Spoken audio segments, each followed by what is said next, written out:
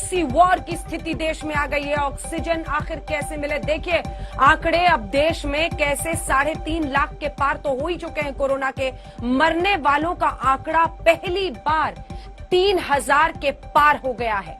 Oxygen की कैसे होगी आपूर्ति, लोगों की जिंदगी बचानी है। ये कोई फुटबॉल का खेल नहीं है कि इधर से उधर सिर्फ दोष मरने हैं। जल्दी से डॉक्टर जी राणा आपके पास आते हुए अचानक अभी मैं आपसे पूछूं तो आपके अस्पताल के पास अभी कितने घंटे का ऑक्सीजन है?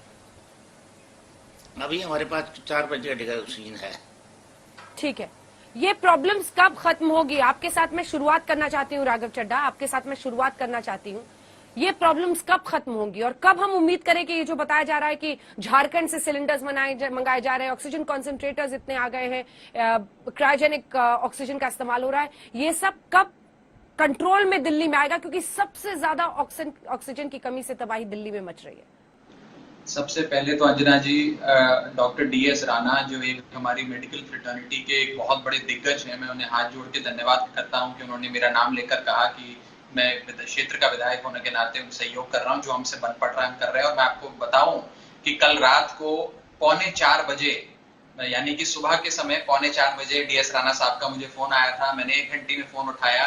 उन्होंने कहा कि मेरे अस्पताल में सप्लाई में थोड़ी दिक्कत आ रही है। मैंने उसी समय दिल्ली सरकार के एक आला IAS अधिकारी को फोन किया, उनसे दरख्वास्त करी कि गंगाराम अस्पताल में वेंटिलेटर बंद हो जाएंगे अगर नहीं पहुंची सप्लाई सही समय पे, तो क्या आप सुनिश्चित करते हैं सप्लाई? तो उन्होंने कहा हाँ, हमने कंपनी वालों से बात करी, 45 मिनट में सप्लाई पहुंच जाएगी। 45 मिनट में सप्लाई पहुंच गई।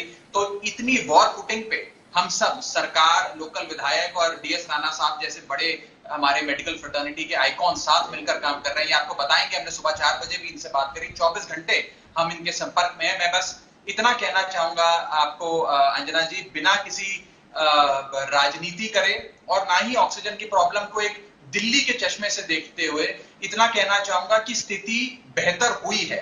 ये जो ऑक्सीजन की समस्या है, इसे दिल्ली के चश्मे से अगर हम देखेंगे तो कहीं ना कहीं सही नहीं होगा। मैं आपको बता दूं, 4 दिन पहले अमृतसर के एक प्राइवेट अस्पताल में 6 लोग मरे। उत्तर प्रदेश के, चाहे वो आगरा का प्राइवेट अस्पताल हो जहां 12 लोग लगे, या सैकड़ों अस्पताल हो उत्तर प्रदेश के जिन्होंने सामने बोर्ड लगा दिया कि ऑक्सीजन सप्लाई के चलते आप अपना ऑक्सीजन सिलेंडर लेकर अगर आएंगे तभी आपकी भर्ती होगी। बनासकांठा, राजकोट और सूरत के जितने भी अस्पताल हैं, उन्होंने लगातार ऑक्सीजन सप्लाई की कमी के चलते मौतें हो रही हैं। यहाँ तक कि सूरत सिविल हॉस्पिटल के अंदर सप्लाई की इतनी कमी हो गई कि लोकल डिस्ट्रिक्ट कलेक्टर को सार्वजनिक तौर पर मुख्यमंत्री को चिट्ठी लिखनी पड़ी। बीजेपी के मेरठ के सांसद को अपने बीजेपी के मुख्यमंत्री योगी आदित्यनाथ साहब को चिट्ठी लिखनी पड़ी और कहना पड़ा कि हमारे यहाँ ऑक्सीजन खत्म हो गई है हमारे क्षेत्र में। तो कहने का समस्या ये है कि ये कोई दिल्ली की स्थिति नहीं है, ये पूरे देश भर में एक ऑक्सीजन की कमी आ रही है। राघव चड्ढा जी, मैंने आपको पूरा बोलने दिया, आप मेरी बात सुनिए और मेरी बात ध्यान से सुनिएगा। आप एक युवा राजनेता हैं, राजनीति में अपने पहचान, अपना काम करने की कोशिश कर रहे हैं और ये काबिले तारीफ है। लेकिन 2 बात बड़ी खटकी। एक तो ये कि अपनी बात, अपना नाम सुनकर आपके चेहरे पर मुस्कुराहट आ गई, और क्या लोगों की जिंदगी 3:45 बजे के एक विधायक के फोन कॉल पर निर्भर है? ऑक्सीजन की कमी होगी, 3:45 बजे आपको कोई अस्पताल से फोन करेगा, आप ऑक्सीजन की वहां पर कोशिश करेंगे उपलब्धता करने की, फिर लोगों की जिंदगी बचेगी। ये हमारी व्यवस्था है। बीते दिन हाईकोर्ट ने कहा था कि अगर आपसे नहीं हो पाता है तो आप बताइए। और क्या मौतें भी बीजेपी, आम आदमी पार्टी और कांग्रेस की हो गई? सर, मौतें बीजेपी, आम आदमी पार्टी, कांग्रेस की हो गई। राघव चड्ढा जी, यही आप लोगों की दिक्कत है।